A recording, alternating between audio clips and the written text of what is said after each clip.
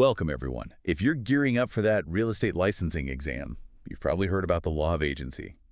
Sounds kind of dense, right? It can seem that way, yeah, but it's absolutely foundational. It really defines how you work with clients. Exactly. And nailing this down is critical. So this deep dive, it's all about getting you prepped for exam success. You're listening to the Real Estate Exam Deep Dive by Exam Scholar Real Estate Edition. Our mission today is simple. Help you really get these core responsibilities. And get is the right word. It's not just memorizing. Agency means you're legally empowered to act for someone else, your client or principal. It's way more than just, say, having a specific power of attorney for one signature. Right. It's a bigger deal. A much bigger deal. It's a deep fiduciary commitment. That means trust, huge trust. And breaking that trust, well, that leads to trouble. Legal trouble. Definitely legal liability. Lawyers get involved, maybe disciplinary action, court. Not fun stuff. Okay, so nobody wants that. Yeah. Which brings us to the tool to help us stay on the straight and narrow.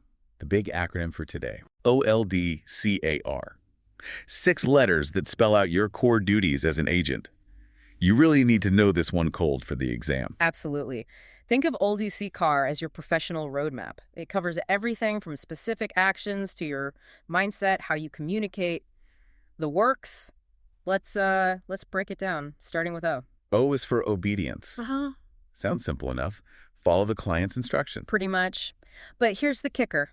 You have to follow their lawful instructions. Lawful being the key word there. Exactly. Even if the instruction seems totally nuts. Like the example that always sticks with me. The seller who gets 2 offers, one clearly better financially. Right. Better price, better terms. But the seller says, nope, reject that one. Accept the lower offer because that person didn't take me to prom 20 years ago. Huh. Yeah, it sounds ridiculous, petty even, but is it illegal? No, it's weird. So you have to do it. You can advise them, say, hey, you're leaving money on the table. But if they insist, and it's lawful, you obey. Okay, so where's the line then? When do you not obey? The line is legality. If the instruction is unlawful, you stop. Full stop. Like fair housing violations. Perfect example. If a seller says, don't show my house to anyone of X race, you absolutely cannot comply. That's illegal. Obedience ends right there. Got it. So that's the action part. What about the agent's own priorities? That feels like the next step. Yeah. L for loyalty. Exactly. Loyalty. This means your client's best interests come before absolutely everyone else's. Everyone, including me, the agent. Especially you, the agent. It means putting their needs ahead of your brokers, the other parties, and yes, your own wallet, your commission check. That's where the tension comes in, isn't it? Because, we all need to earn a living. It is. Loyalty demands you prioritize the client's outcome over your potential gain every single time. Okay, give me an example. How does this play out? Think about bonuses. Let's say you're representing a buyer. A listing agent offers you like a $500 cash bonus if you bring a buyer and close by Friday. Okay. Extra cash. Sounds nice. Sure does. But that bonus might tempt you to push that specific house, even if another house without a bonus might actually be a better fit for your buyer. I see. The conflict of interest. Precisely. Loyalty means you must tell your buyer about that bonus before they even think about making an offer. They need to know if your advice might be influenced, even slightly. Even if the bonus was just, I don't know, a Girl Scout cookie, you disclose. Disclosure? Yeah. Good segue.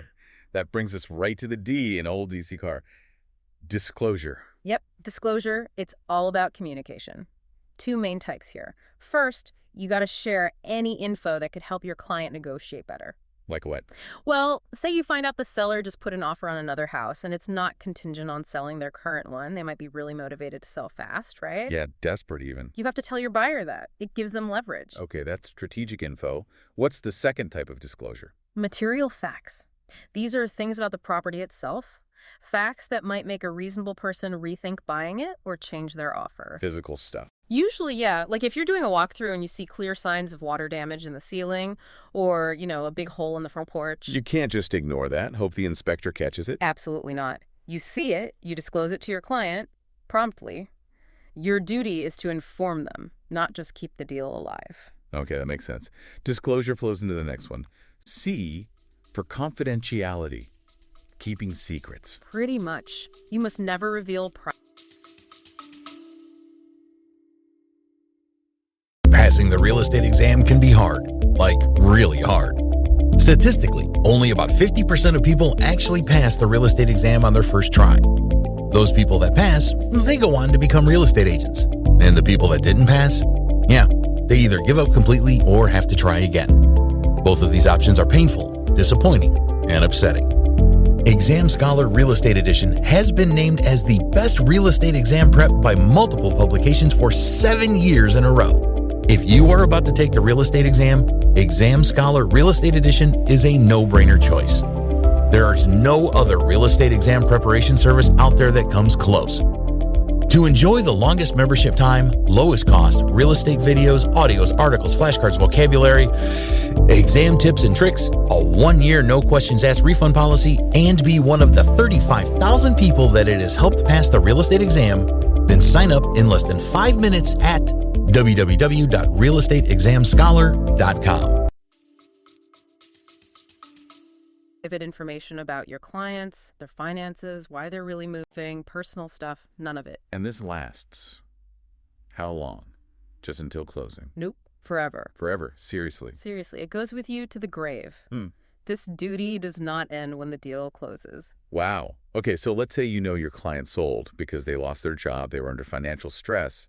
That info stays locked up. Locked up tight. Today, tomorrow, 10 years from now, you protect that information.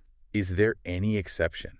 What if, like years later, there's a lawsuit about something unrelated and a court needs that info? That's the only exception. If a judge, legally compels you to disclose specific information deemed necessary for a case, then you must comply. Okay, a court order, that's a high bar. It is. Otherwise, zip it. Forever. That forever part really lands. Okay, moving on. A is for accounting. This sounds like money stuff. It is money and paperwork. Yeah? Accurate, careful record keeping of everything related to the transaction's funds and documents. Like earnest money deposits. Exactly. Earnest money, closing statements, expense records. Everything needs to be tracked meticulously. I know some people joke, boo math, but this is serious legal stuff. Right, no room for error. And it's not just tracking, it's handling.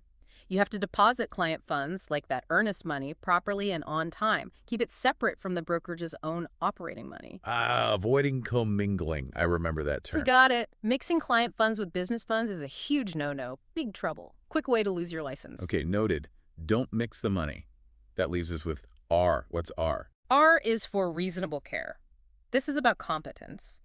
As a licensed agent, you're expected to have a certain level of skill and knowledge. So you need to know what you're doing. Basically, yes.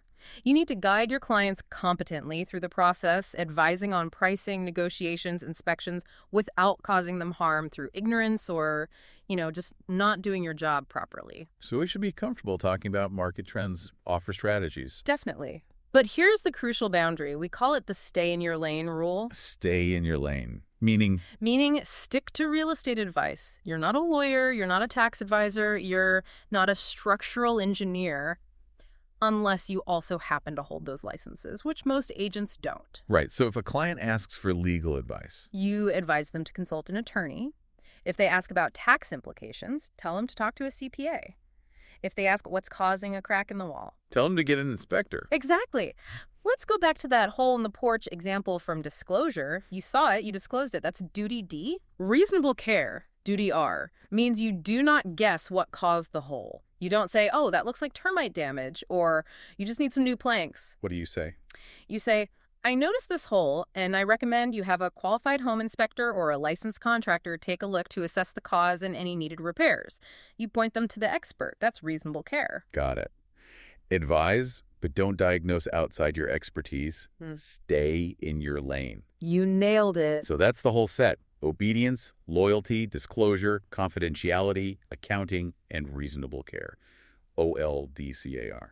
That's the framework. Mastering OLDCAR isn't just about passing the test, though it's definitely crucial for that. It's about building a trustworthy, successful career and, frankly, staying out of legal hot water. Yeah. These aren't just abstract concepts. They're your day-to-day responsibilities. Absolutely. And when you accept that agency relationship, you're taking on some serious legal and ethical weight. And thinking about that weight, that confidentiality duty, the forever part, that's pretty powerful, isn't it?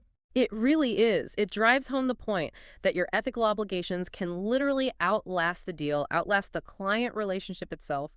It's a profound commitment. Definitely something to keep in mind. Well, hopefully you listening feel a bit more confident about old DCAR now. We hope so. You're definitely better informed.